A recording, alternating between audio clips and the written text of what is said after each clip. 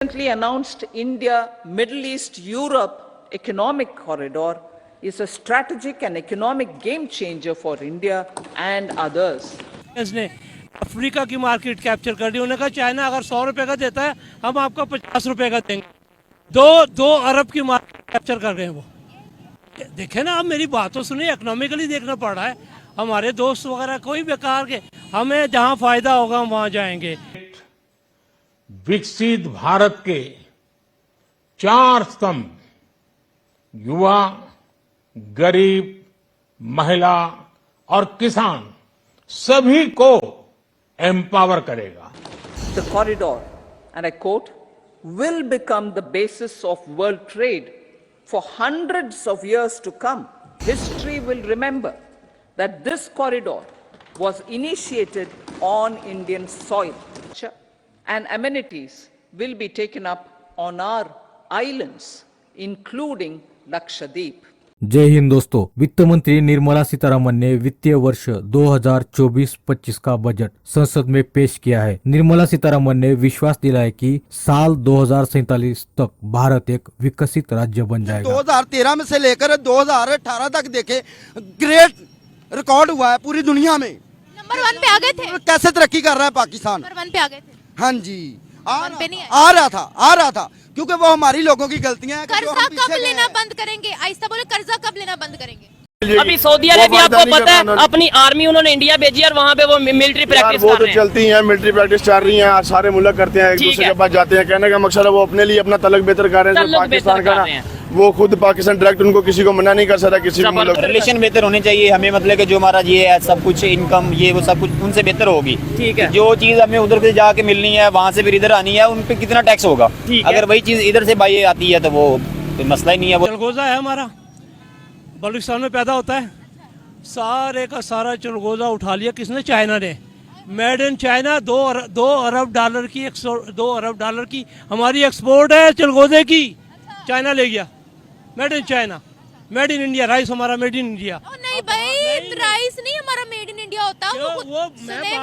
मैंने 10 साल काम किया है मस्कत में, वहाँ जाके ठप्पे लगा रहे होते मेड इन इंडिया के। भाई नहीं ना, ओहो, उनकी अपनी चावल की एक्सपोर्ट बहुत ज्यादा है। हमसे अच्छा चावल नहीं है उनका, ना आम अच्छा है। बांग्लादेश क्यों नहीं लेता? दुबई ने आम लेना बंद कर दिया, बांग्लादेश ने चावल लेना बंद कर दिया। हकीकत को तस्लीम करें। नहीं है, हकीकत को तस्लीम नहीं है आपकी। इस बजट में भारतीयों से ज्यादा वर्ल्ड लीडर का ध्यान ज्यादा था। भारत ने पहली बार अपने बजट में भारत, मिडिल ईस्ट और यूरोप को कनेक्ट करने वाले कॉरिडोर का भी अनाउंसमेंट कर दिया। दोस्तों आपको बता दें कि वित्त मंत्री निर्मला सीतारमण ने मोदी सरकार के दूसरे कार्यकाल के आखिरी बजट में कई बड़े ऐलान किए हैं। इसी कड़ी में सरकार ने सोलर स्कीम भी लॉन्च की है। निर्मला सीतारमण ने कहा कि रूफटॉप सोलर परियोजना के तहत 1 करोड़ परिवारों को हर महीने 300 यूनिट बिजली मुफ्त मिलेगी। और इसी बजट में और भी कई बड़े और महत्वपूर्ण अनाउंसमेंट भी किए गए। Bharat, middle east, Europe corridor दुनिया का सबसे बड़ा लंबा कॉरिडोर बनाया जाएगा। बजट पेश करते हुए निर्मला सीतारमण ने कहा, Bharat, middle east, Europe corridor दुनिया का सबसे बड़ा लंबा कॉरिडोर बनाया जाएगा। इसके साथ ही लक्षद्वीप में 12 लाख करोड़ की इन्वेस्टमेंट होगी। रक्षा बजट में सबसे ज्यादा बढ़ोतरी की है। और दोस्तों आपको बता दें कि भारत में एयर कनेक्टिविटी करने के लिए देश में 1000 से ज्यादा नए एयरक्राफ्ट ऑर्डर किए जाएंगे। यात्रियों की सुरक्षा, सुविधा,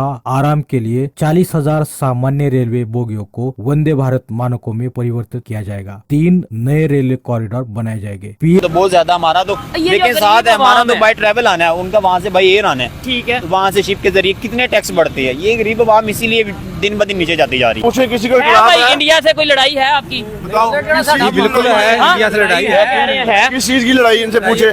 मुसलमानों का दुश्मन है यार, वो एक अलग नजरिया है कि मुसलमान का दुश्मन है आपकी। आप बताएं जी, इंडिया में इंडिया वालों से कोई लड़ाई है आपकी? तो पाकिस्तान में इलेक्शन में लड़ाई। ठीक है, अच्छा बहुत ही अच्छा है। भारत की बात ना करें आप, हम पाकिस्तान में खड़े हुए पाकिस्तान की बात करें। पाकिस्तान में क्या लेना है? चाइना की बात कर सकते, तो जब भारत की मैं बात करती हूँ आपको गुस्सा क्यों आता है? भारत का देखिए, ये बात सुने मेरी, उनका जो देख ऐसे ही है। दुनिया हमारे बगैर रह सकती है? बिल्कुल रह सकती है, क्यों नहीं रह सकती है। हमारे पास पाकिस्तान है क्या? सिर्फ इस्लाम का नारा नहीं, हमें सब तरफ देखना। मुसलमान है हम, अल्हम्दुलिल्लाह, पाकिस्तान जिंदाबाद।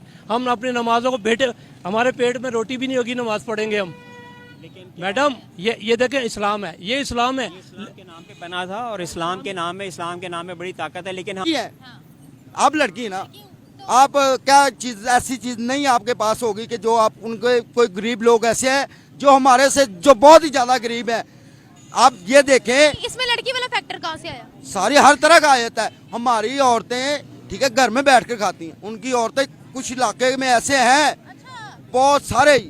हमेशा वही पर जो पाकिस्तान का जो कौमी तराना नहीं पढ़ सकते आप। इंडियन पासपोर्ट होल्डर्स बैठे हुए, all Baloch sardars holding the Indian passport.